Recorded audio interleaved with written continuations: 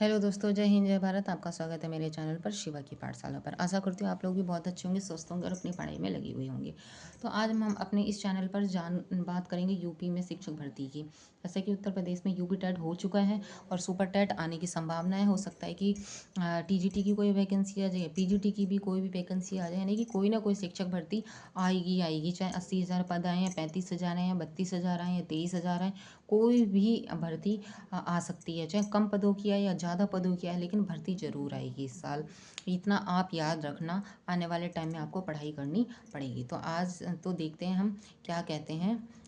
आज आज कल में जो भी न्यूज़ आई है वो क्या कहती है। देखिए, अगस्त में आ सकता है 80,000 शिक्षकों की भर्ती का विज्ञापन। देखिए, उत्तर प्रदेश शिक्षा सेवा चयन आयोग प्रयागराज बेसिक माध्यमिक और उच्च शिक्षा विभाग में करीब 80,000 शिक्षकों एवं प्रधानाचार्यों की भर्ती की तैयारी में जुट गया है। भर्ती का विज्ञापन अगस्त में जारी होने की संभावना है।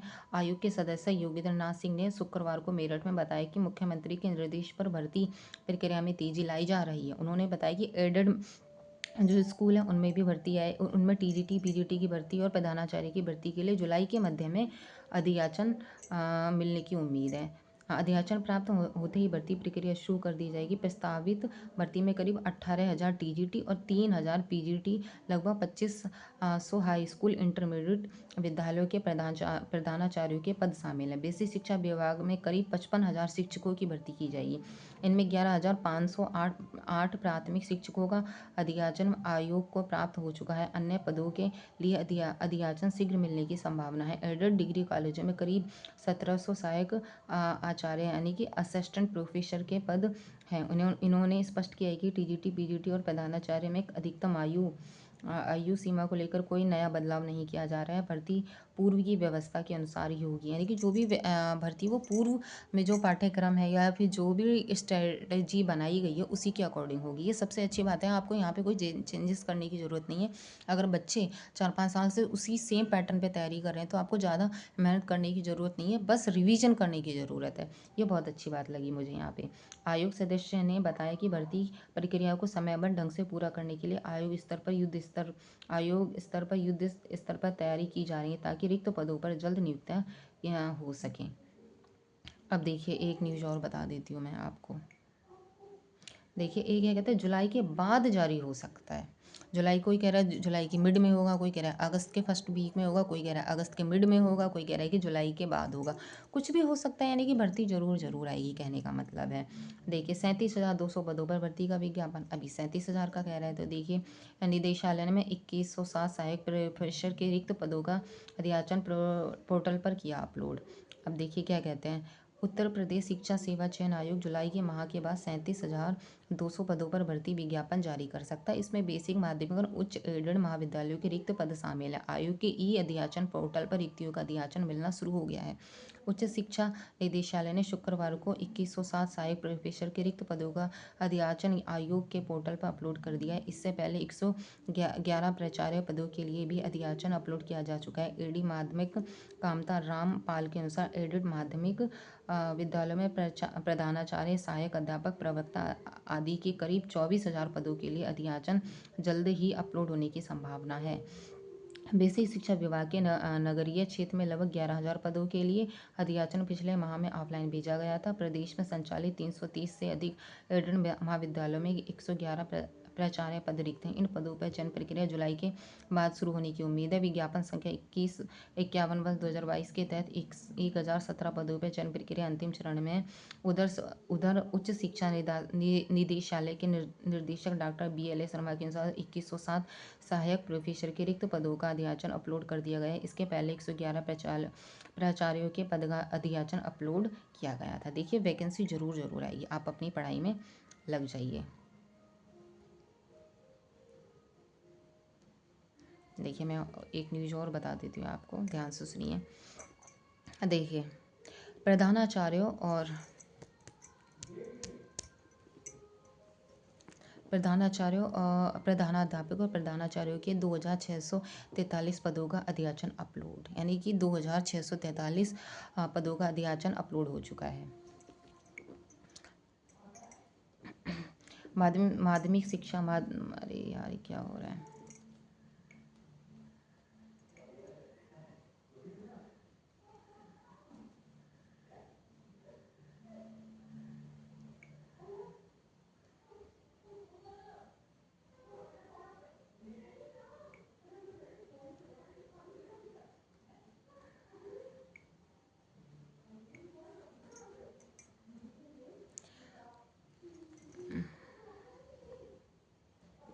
माध्यमिक शिक्षा निदेशालय ने बुधवार को एडेड विद्यालयों के प्रधानाध्यापकों और प्रधानाचार्यों के 2,643 रिक्त पदों का अध्याचन राष्ट्रीय सूचना विज्ञान एनआईसी के ई अध्याचन पोर्टल पर अपलोड कर दिया गया है। अब शिक्षा सेवा चयन आयोग ने इन पदों का परीक्षण कर विज्ञापन जारी करेगा।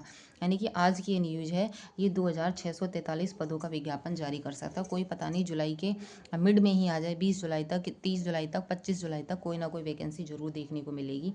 फिर क्या कहते हैं कि सूत्रों के अनुसार निदेशालय प्रवक्ता के करीब 2700 और सहायक अध्यापक के करीब 16,200 से अधिक पदों का अध्याचन भी जल्द अपलोड करेगा। इसके लिए निदेशक माध्यमिक शिक्षा की संतुति मिल चुकी है। प्रदेश के एडेड माध्यमिक विद्यालय में कुल 25,000 से अधिक पद रिक्त है। वर्ष 2011 से 2013 की भर्ती के करीब 300 अधिक पदों का मामला कोर्ट में विचाराधीन है। इसलिए माध्यमिक शिक्षा निदेशालय ने अपने पोर्टल में फीड नहीं किया। एडेड स्कूलों के प्रबंधक सीधे प्रधानाचार्य की नियुक्ति नहीं चाहते थे। इस कारण वे रिक्त पदों की संख्या को दबाए हुए थे। हालांकि जिला विद्यालय निरीक्षकों के हस्तक्षेप के बाद सूचना निदेशालय को भेजी गई। निदेशालयों के चयन आयोग को प्रधानाचार्य के 1502 प्रधानाध्यापक के 1,003 पदों का ऑफलाइन अध्याचन भेजा था। अब देखिए, आपको मैं बता देती हूँ कि जो भी वैकेंसी है यूपी सरकार निकाल सकती है, नहीं कि उत्तर प्रदेश सरकार शिक्षक भर्ती कभी भी निकाल सकती है।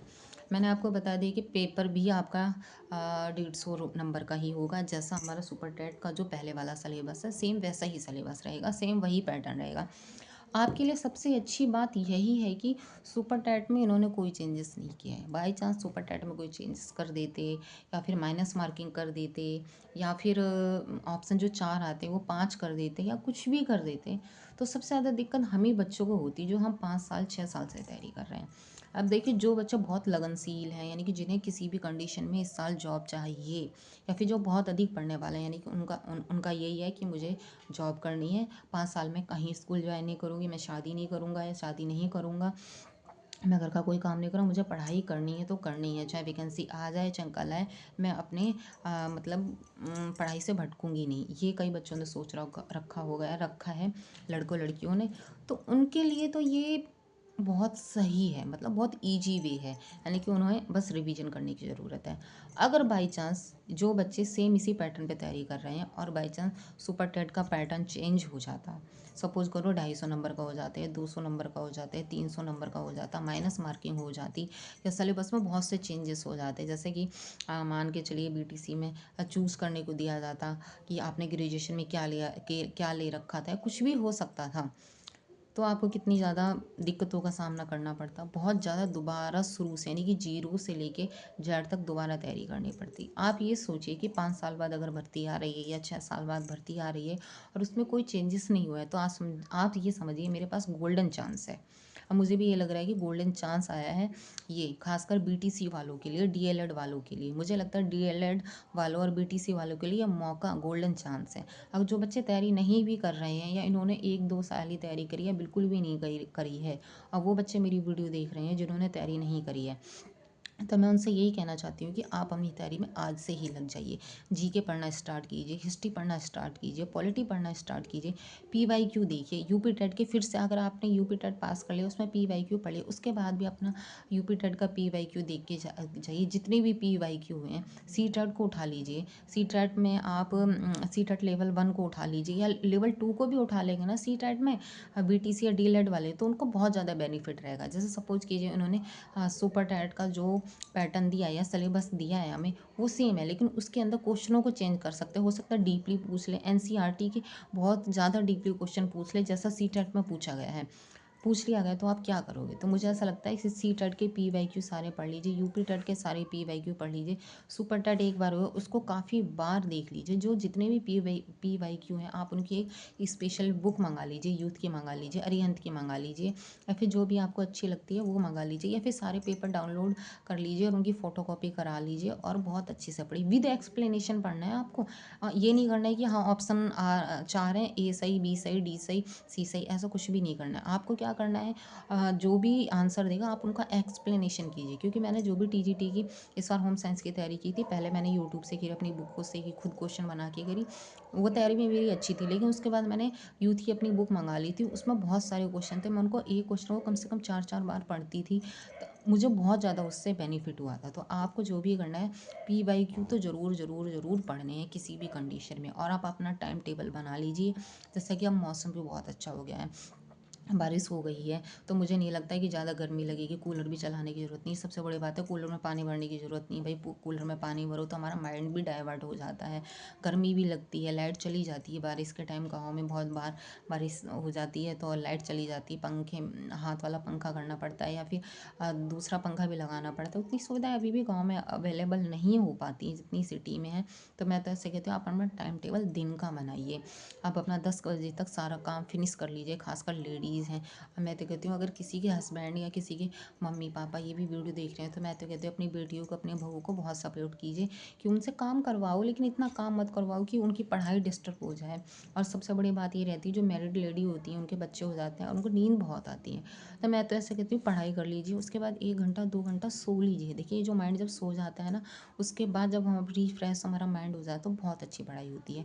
मैंने अपनी TGT की पढ़ाई में यही टाइम टेबल बनाया था। मैं सुबह 5 बजे 4:30 बजे उठ जाती थी। जब मेरे हस्बैंड क्या कहते हैं स्कूल चले जाते थे पढ़ाने के लिए, उनके लिए टिफ़िन विफ़िन बना देती थी और मैं अपना सारा काम 10 बजे तक फिनिश कर लेती थी। खाना खाते खाते बर्तन धोते धोते मुझे 10:30 हो जाता था और मैं 12 बजे तक सो के उठ जाती थी। उसके बाद थोड़ा सा मुँह धोया, अपनी किताबें लेके बैठ जाती थी और 4 बजे तक 5 बजे तक जो भी मुझे पढ़ाई करनी होती थी मैं पढ़ाई कर लेती थी। उसके बीच में कुछ नहीं करती थी, हल्का सा फ़ोन भी नहीं चलाती थी। बस देख लिया किसी का कोई इंपॉर्टेंट मैसेज है या फिर कोई यूट्यूब पे कोई न्यूज़ आ रही है तो सर्च कर ली, इसके अलावा मैं कुछ नहीं करती थी। आप अपना टाइम टेबल बनाइए, बहुत अच्छा टाइम, आप अपने अकॉर्डिंग टाइम टेबल बनाइए, मेरे अकॉर्डिंग नहीं है, दूसरों के अकॉर्डिंग नहीं। आपको कैसा सूटेबल लगता है, रात में पढ़ना अच्छा लगता है, दिन में पढ़ना अच्छा लगता है, सुबह पढ़ना अच्छा लगता है, दोपहर में पढ़ना अच्छा लगता है, या फिर लाइब्रेरी जाके पढ़ना अच्छा लगता है, कहीं भी जाकर पढ़ना अच्छा लगता है। हाँ, तो आप बनाइए, पर आप प्लीज़ प्लीज़ पढ़ाई बहुत कीजिए, क्योंकि लड़कियों के लिए या लड़कों के लिए है ना, बहुत ज़रूरी है ये जॉब। और ख़ासकर उन लड़कियों के लिए जिनके हस्बैंड भी गवर्नमेंट जॉब में नहीं है या फिर कोई रिसोर्स नहीं है या फैमिली की जो फाइनेंशियल कंडीशन है वो अच्छी नहीं है। तो मैं तो कहती हूँ कि प्लीज़ प्लीज़ आप अपना टाइम टेबल बनाएं और बहुत अच्छे से तैयारी करें। मुझे लगता है लड़कियों का जहाँ तक है, मैथ में दिक्कत होने वाली है। अगर आपको मैथ नहीं आता है, लास्ट टाइम में पढ़ ले, और जो सब्जेक्ट है ना आपके, वो बहुत अच्छे से तैयार कर लीजिए। तो देखिए, मैंने अपनी इस वीडियो में आपको बहुत सारी चीज़ें शॉर्ट शॉर्ट फॉर्म में बताई हैं कि यूपी टेट एग्ज़ाम हो चुका है, इसकी आंसर की भी आ चुकी है, तो बहुत बच्चों ने चेक कर ली होगी, नॉर्मलाइजेशन हुआ है कि नहीं हुआ है, होगा या नहीं होगा, ये तो आने वाला समय ही बताएगा। यूपी टेट आए, वो सुपर टेट आएगा कि नहीं आएगा, TGT आएगी कि नहीं आएगी, PGT आएगी, या क्या होगा क्या नहीं होगा, ये सब बातें मैंने अपनी वीडियो में आपको बताई है। अगर मेरा वीडियो अच्छा लगता है तो प्लीज़ प्लीज़ लाइक कीजिए।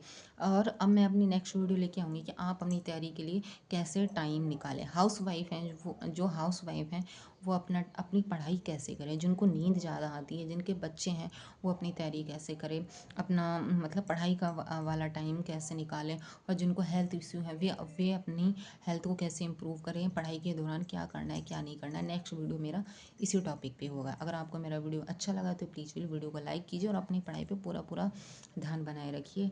और आने वाले टाइम में मैं आपको ऐसी छोटी छोटी जानकारी देती रहूँगी, ब्लॉग बना बना के मैं आपको मोटिवेट करती रहूँगी कि मैंने अपने TGT के टाइम में क्या किया, CTET के टाइम में क्या किया, यूपी टेट के टाइम में क्या किया, रीट की तैयारी करी थी तो मैंने किन बातों को फॉलो किया, किन को फॉलो ना करने पर मुझे क्या लॉस हुआ और फॉलो करने पर क्या बेनिफिट हुआ। ये सब बातें मैं अपने यूट्यूब चैनल पर वीडियो के माध्यम से बताऊंगी। और अगर आपको कोई भी दिक्कत होती है मेरी इस वीडियो में, या मेरी वॉइस अच्छी नहीं आती, या आपको कहीं भी डाउट लगता है, तो आप मेरे टेलीग्राम चैनल का लिंक मैं आपको अपनी वीडियो के डिस्क्रिप्शन बॉक्स में दे दूँगी। वहाँ जाके आप टेलीग्राम चैनल ज्वाइन कर लीजिए, जहाँ पे आपको कोई ना कोई वीडियो डेली मिलती रहेगी। डेली नहीं तो 1 दिन छोड़ के 2 दिन छोड़ के ऐसे मिलती रहेगी, न्यूज़ मिलती रहेगी सारी, कोई ना कोई ज़रूर मिलती रहेगी आपको। तो अगर आपको मेरी वीडियो अच्छी लगी और चैनल अच्छा लगा, मेरे चैनल वीडियो अच्छी लगी तो चैनल को सब्सक्राइब कीजिए, वीडियो को शेयर कीजिए और कमेंट बॉक्स में कमेंट करके बताइए कि आपको कोई दिक्कत है या नहीं। और अब मिलेंगे कल एक नई वीडियो के साथ। जय हिंद, जय भारत।